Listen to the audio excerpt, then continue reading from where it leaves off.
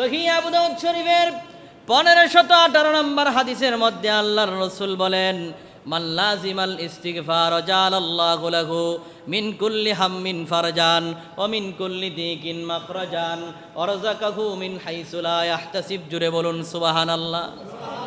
আল্লাহর রাসূল বলেন, যেই ব্যক্তি দৈনিক নিয়মিত ইস্তিগফার আদায় করবে, আল্লাহ তাআলা তার জন্য 3টা পুরস্কারের ব্যবস্থা রেখে দিয়েছে। কয়টা? আর জোরে বলুন না কয়টা?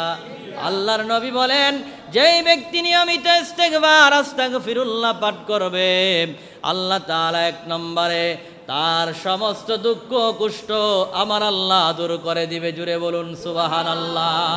2 নম্বরে আল্লাহর রাসূল বলেন, যেই ব্যক্তি নিয়মিত ইস্তিগফার পাঠ করবে, আল্লাহ তাআলা তার সমস্ত সংকট অভাব দূর করে দিবে।